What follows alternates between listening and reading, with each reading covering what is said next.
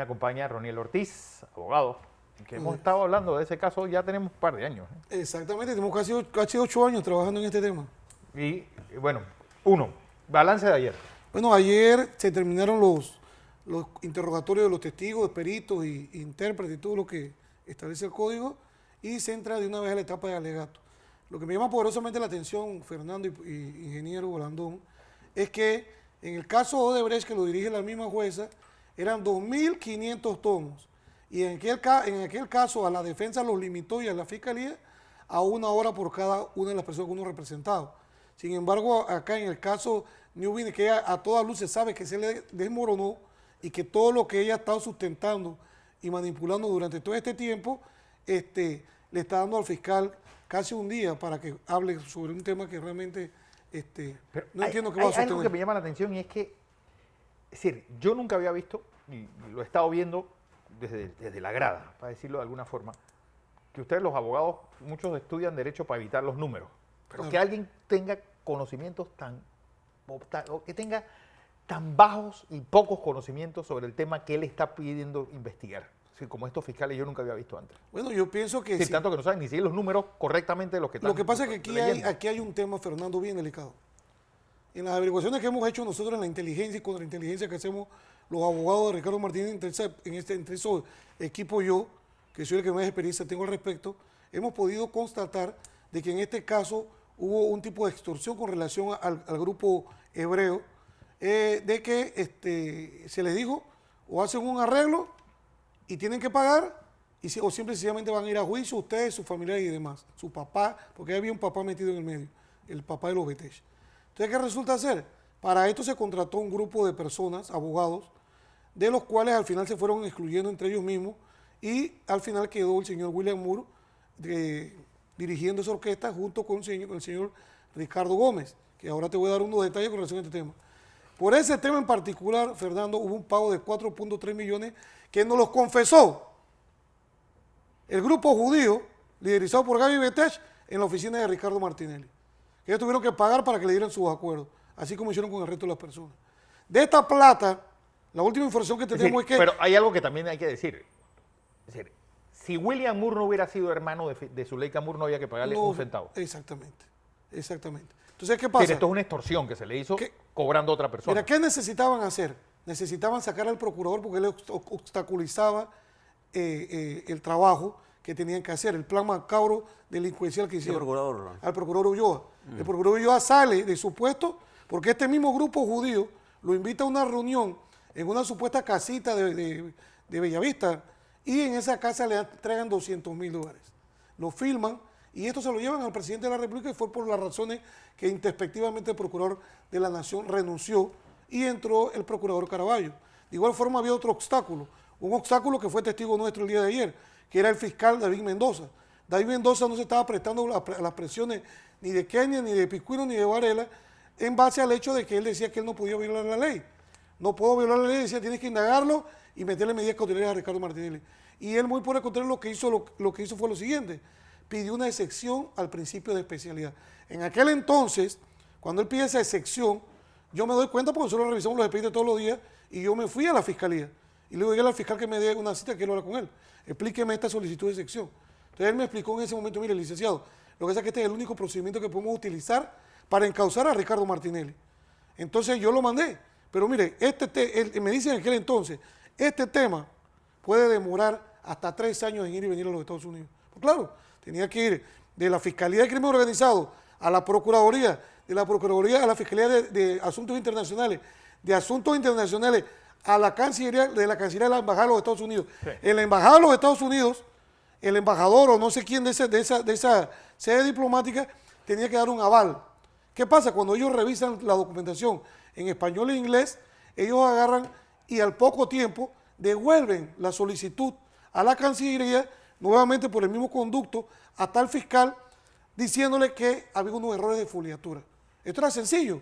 Simple y sencillamente tenían que verificar la cronología de la foliatura del 1 hasta donde iba, y verificar que había un error, corregirlo y volverlo a enviar. ¿Qué sucede? En ese interín, en que el documento se fue y regresó, sacan al fiscal Mendoza y meten al siniestro Emeldo Márquez. Emeldo sabía, porque le consta, igual que le consta a la jueza Valoisa, porque eso es parte del expediente, de que estaba la excepción a la especialidad. Y simple y sencillamente Emeldo Márquez y yo, previendo en ese momento que era el abogado que le liderizaba ese caso, presenté un documento con un cúmulo de pruebas explicándole al fiscal que iban a violar la especialidad y era un escrito de advertencia de violación a la especialidad. Hicieron lo que les dio la gana, no decidieron absolutamente nada y muy por el contrario ordenaron la indagatoria, tanto Emeldo Márquez como Tania Sterling en el caso Odebrecht. Ordenan violando el tratado de 1904 y ellos tratando de ampararse. En vez de ampararse en el tratado, se estaban amparando en una carta de un ciudadano Heinemann que trabajaba en la Embajada de los Estados Unidos y que yo he explicado que un amparo de garantía que la fiscal Azucena Aipurúa peleó conmigo por un caso de que estamos peleando la especialidad y yo aducía una violación a la misma, la juez no se lo concede porque ella dice que ella le pidió a Migración, el movimiento migratorio de Ricardo Martinelli, para pedir la excepción. Eso fue totalmente falso. A pesar de que la fiscal ganó, nos sorprendimos como abogados que el Ministerio Público mete un amparo de garantías por ese tema. Pues era absurdo, era lógico que el que tenía que meter el amparo era yo, no ella. Y eso va al primer tribunal superior, donde el magistrado Espino, ponente del amparo, toma una decisión negándole el amparo, llamándole la atención y diciéndole a ella claramente de que Thomas Heinemann no era autoridad diplomática, que tenía la capacidad para opinar en esos temas en particular. Y mucho menos de la forma como lo hizo. Porque cuando lo hizo una nota que le mandó a Kenia Porcel de una parranda que estaban en una fiesta. Dice que ella le preguntó verbalmente sobre el tema y entonces él dijo que él creía que había perdido la especialidad. Y estos son los cimientos sobre los cuales la juez Valoisa se ha trepado para ella estar diciendo que la especialidad ella se la quitó. Pero es que no nos fuimos más allá.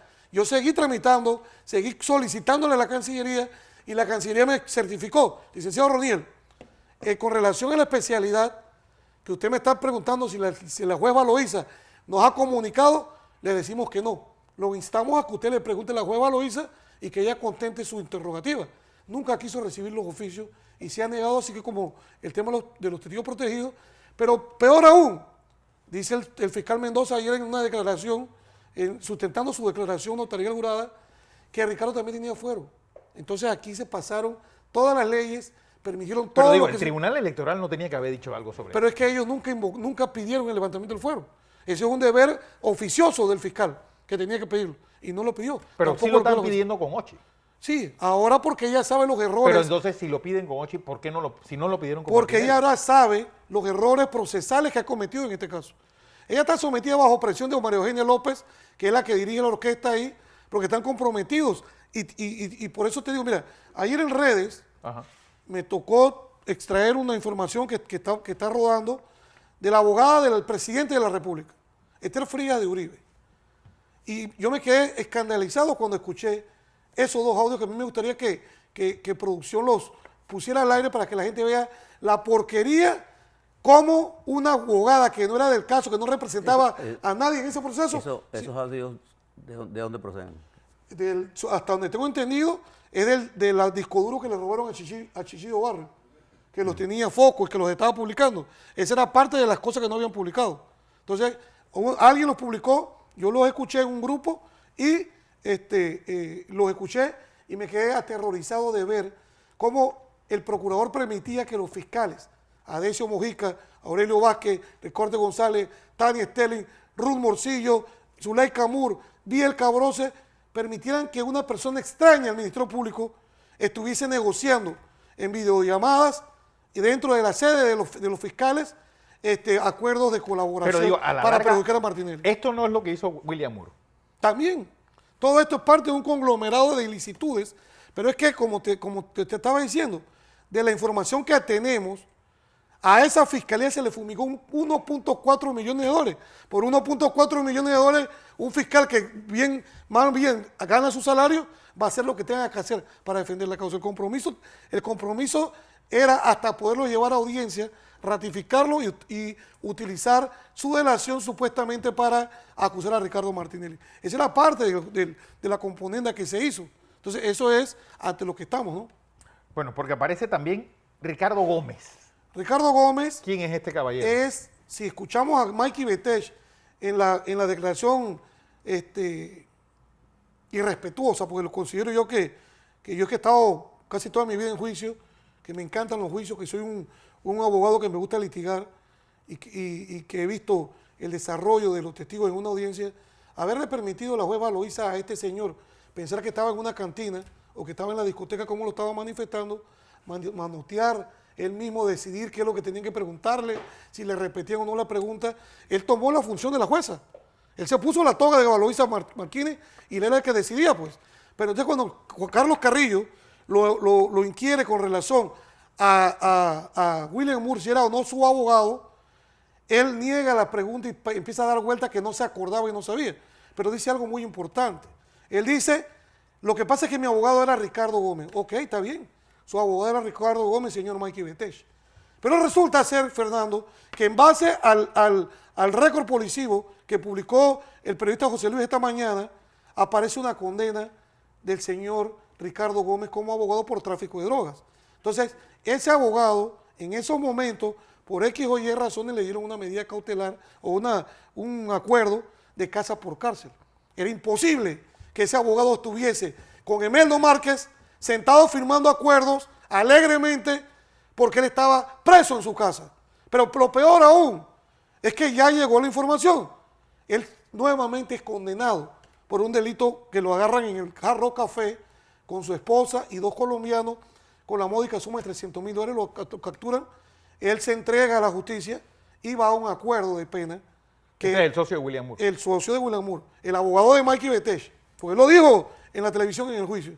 Entonces agarra y llega a un acuerdo, un segundo acuerdo de pena, y agarra y le ponen 60 meses. Bueno, ¿por qué llama poderosamente la atención el récord policial?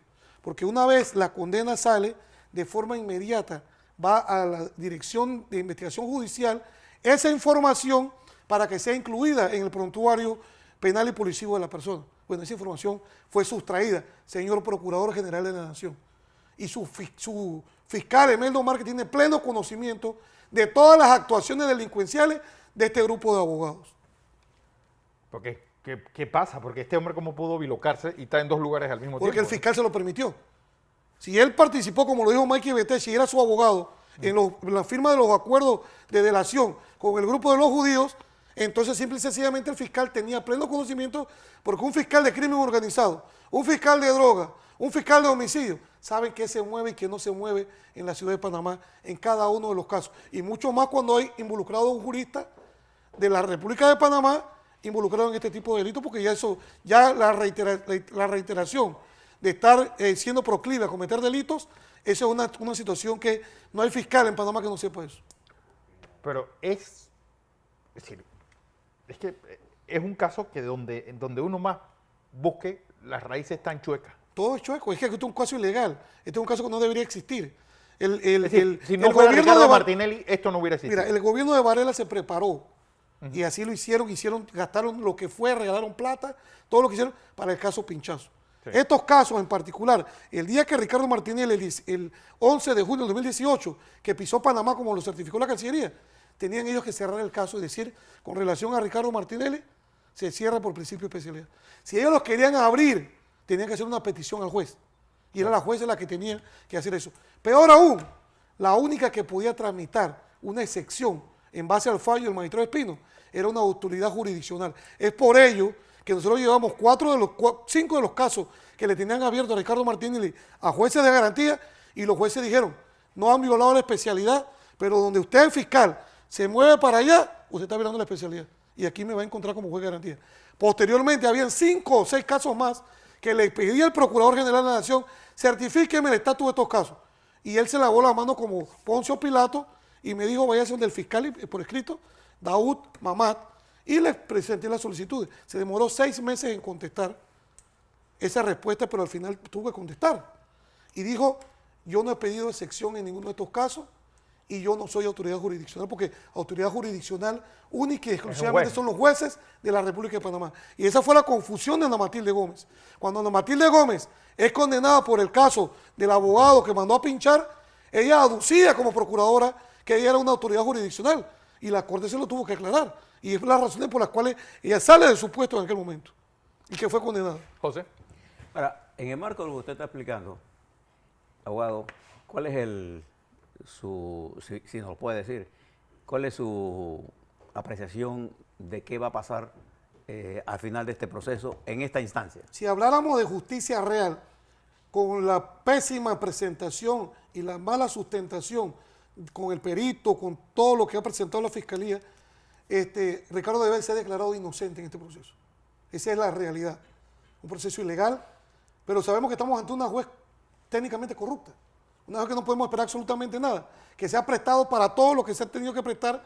Pero es que a mí me gustaría, ingeniero, que escuchemos el audio de la abogada del presidente. Vamos a decir, Noemí para que escuchen cómo la señora abogada se manejaba en la corte, porque me imagino que la presidenta de la corte se lo permitía, cómo se manejaba en el juzgado una abogada que no era parte del expediente y cómo participaba con los fiscales, iba al despacho del procurador como lo manifiesta en lo que escuché yo. Yo quedé aterrorizado que a mí o a algún familiar mío o a cualquier panameño le hagan esas clases de porquería jurídica. Eso no debe suceder en un Estado de Derecho. Bueno, no debe suceder, pero el gran problema es que si el juez no es el que pone orden aquí, ¿quién le toca poner orden? Lo que pasa es que tenemos una jueza, como te manifesté, corrupta, cegada por defender. Yo estoy esperando una foto, Fernando. A ver. Una foto. Espere, se lo estoy diciendo, señora, recuérdense en qué restaurante se sentó y con quiénes se sentó. Estoy esperando que la información me esté llegando. Se lo estoy advirtiendo desde ahora, porque la voy a desenmascarar. ¿Una foto de qué? ¿De qué? De ella, con una personaje muy entregada, con fotografías con Varela en la presidencia. Mira esa foto de la fiscal con Varela. En la historia de la República de Panamá, yo creo que yo nunca había visto a un fiscal yendo a una presidencia hacer absolutamente nada. Los fiscales tienen que estar en su despacho. Los fiscales se van a la Constitución y a la ley. Los fiscales no tienen absolutamente nada que estar viéndole la falda o lamiéndole los pies a los políticos. Eso no puede ser. Por eso el Ministerio Público es un ente independiente. Ni siquiera la Corte puede mandar a un fiscal o a un Ministerio Público. Eso es incorrecto. Sí, pero el gran problema es que esto está pues servido como ya tú entras condenado. Sí, pero lo que pasa es que no por el hecho de que te estén haciendo trampa tú vas a permitir que te lo sigan haciendo. Sí. Entonces tenemos que ejercer el derecho de defensa. Nosotros como abogados de Ricardo Martinelli tenemos la razón en todas y cada una de las posiciones que hemos defendido durante 8 años. Este expediente se lo vendieron a este gobierno diciéndole lo tenemos listo. Quién sabe cuántas canonjías les habrán dado. Yo estoy buscando los nombramientos de los familiares de algunos funcionarios involucrados en esto. Porque ya me dijeron que hay nombrados con jugoso salario en diferentes partes del gobierno. Entonces, andan buscando eso. Nosotros tenemos que seguir ejerciendo el derecho de defensa. Nuestro cliente es inocente. Nosotros hemos estado en esto desde el principio. Sabemos cada detalle de todas estas cosas. Pero bueno, han tenido que recurrir, manchando la justicia, a tácticas o prácticas de cosas ilegales. Ustedes escucharon ayer al exfiscal David Mendoza decir que querían que yo hiciera cosas al margen de la ley. Y no me presté para eso. Esa es la posición de un verdadero fiscal. Yo trabajé, ingeniero, 14 años en el Ministerio Público, ejercí puestos de mando con decisiones, y a mí ningún gringo, ni nadie, ni nada, ni ningún magistrado me dijo nunca lo que yo tenía que hacer en mis casos. Y yo manejé casos nacionales e internacionales, y fui y apliqué lo que la ley, la Constitución y la ley me decían que tenía que hacer, y todos fueron exitosos. O sea, ese cuento de que si no me invitan a un seminario, a la embajada, o no me dan, hay que oír cosas, entonces yo no, funcionario es cada quien que se enaltece haciendo su trabajo correctamente. Pero, es decir, Jorge Iván Arrocha no tenía que estar aquí sentado. Debería estar dando explicaciones, lo que pasa es que ellos se escudan en la famosa periodo de incidencias. Ellos sabían lo que hacían. Frank Wilber fue claro a manifestar de que le dijeron, él recibió. Es que de acuerdo a la legislación vigente, sí, ningún diputado. Sí, es inimputable todo lo que diga ahí. No, ante la presentación, en el periodo de incidencia, de nada de lo que diga. Entonces no lo puedo utilizar para demandarlo de sobre nada. ¿Así o no así? Mediáticamente, solamente sirve para cosas mediáticas. Entonces, bajo esa premisa, es por el hecho que le dice, el presidente Rubén de León le dice a Frank Wilber, secretario general, manda eso a la Procuraduría.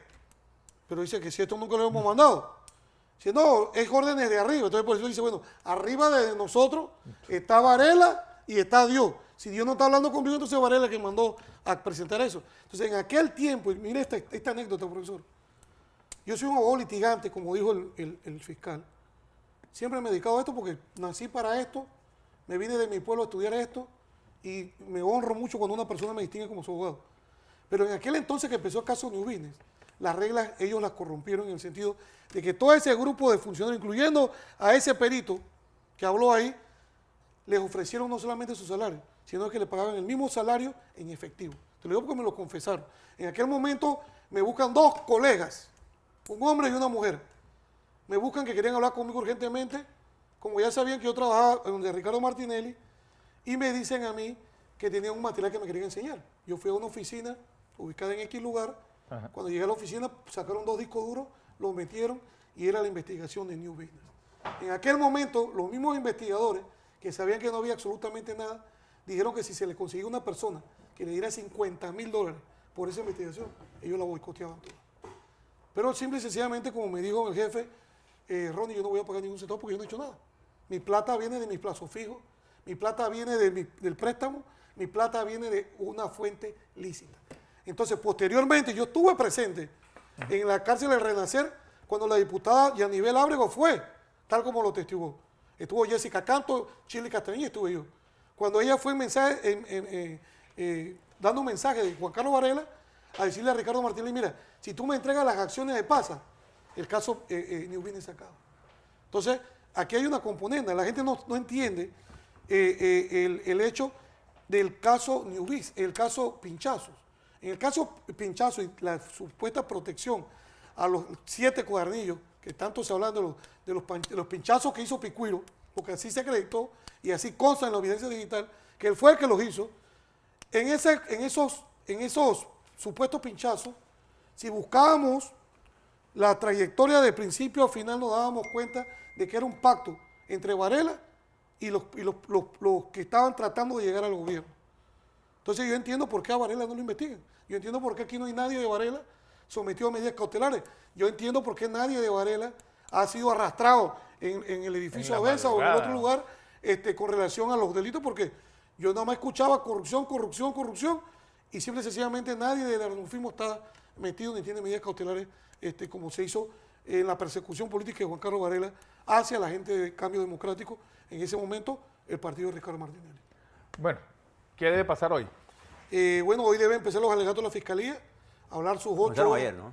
Empezaron ayer, pero tienen que agotar sus horas una vez. No necesariamente utilizarían las 8 horas, no necesariamente. Ellos van a hacer lo imposible por repetir y repetir y repetir. Digo, ilegalmente pueden utilizar las que quieran. Las que quieran. Okay. Las ¿Y que cuántas quieran. horas? Además, ellos habían pedido 1 día y medio. La cosa es que ella ya era más descarada todavía si accedía a ese tema. ¿Y qué tiempo tiene la defensa de Ricardo Martinelli? Debería ser igualdad de partes, como establece el código. El código establece, el nuevo Código Procesal Penal, que en las batallas debe haber igualdad de partes. No es que uno va con bazooka y el otro va con cuchillo de cortón. En el inquisitivo mixto. ¿También? Ahí también. Porque es que en este proceso, ingeniero, ellos han aplicado normas del sistema penal acusatorio en contra de los imputados. Esos acuerdos no son del sistema inquisitivo mixto, son del sistema penal acusatorio. Las homologaciones son del sistema penal acusatorio. Es la primera vez que unos testigos protegidos no aparecen en Es la primera vez en la historia que un testigo protegido no aparece, pero es que yo me imaginé, después que ellos vieron lo que pasó con 84-30-145, sí, Ismael Pití, de lo que pasó con Euro 14 y lo que ha venido pasando en un montón de casos, ella ahora inventó un código nuevo de que ningún testigo protegido se presente. Entonces, la declaración de esos testigos protegidos son buenas para imputar, son buenas para meter medidas cautelares, son buenas para condenar, pero entonces no son buenas para defenderse. ¿Qué Estado de Derecho estamos? Estamos en un Estado de Derecho, donde todo el mundo tiene derecho a que se presuma su inocencia. Muy por el contrario, ella está protegiendo la identidad de una persona que nosotros sabemos quiénes son. Todo el mundo en Panamá sabe quiénes son los testigos protegidos. Y sabemos qué es lo que está pasando con esos testigos protegidos. Y sabemos que son parte de la conspiración Muro. Y sabemos que Meldo Márquez sabe qué pasó con la fumigación de plata, de la cual ellos son parte también. Porque en su momento, el Panamá América publicó esta información. Y se publicó porque hasta la esposa del otro fiscal que está sentado ahí, Arona, estaba mencionada que era una de las que recibía los dineros. Entonces, el procurador en su momento lo que dijo es que esa plata era de honorarios profesionales. No, era de honorarios profesionales para profesionales del derecho, no para fiscales. Sí, no para funcionarios públicos. ¿Desde cuándo un fiscal puede cobrar por hacer un proceso al margen de Teníamos que ver hasta dónde llegó la regadera de plata. Eso es lo importante, porque 4.3 millones repartidos alcanza para mucha gente. Para mucha gente, ¿no? Claro. Y nada. Es Y decir, nada. y William Moore tampoco aparece por ningún lado. Ni va a aparecer, ni va a aparecer. El trabajo de él culminó llevando a los judíos a sentarse a decir la barrabasada o la locura. Mira, con el tema de Gaby Betech, cuando a Gaby, yo se lo dije a Gaby, hey Gaby, o tu plata era una inversión o era un préstamo, pero tú no puedes utilizar dos figuras jurídicas en una declaración y el fiscal te está aplaudiendo porque está muy bien lo que tú pusiste ahí. Porque una cosa es un contrato de inversión que usted firma con un X o Y comprador o vendedor para que usted va a participar y va a poner una inversión que tiene que estar respaldada con unas acciones o demás, o usted está prestando plata. No, las dos no entran, no conjugan ahí. Entonces, son tantas debilidades, tantos errores y tanta manipulación que ha habido en estos procesos que de esta gente no podemos esperar absolutamente nada bueno. Y que la jueza y que la presidenta de la Corte tenga sus narices metidas en esto directamente, eso es bien delicado. Bueno, Ronnie, vamos a ver qué pasa hoy.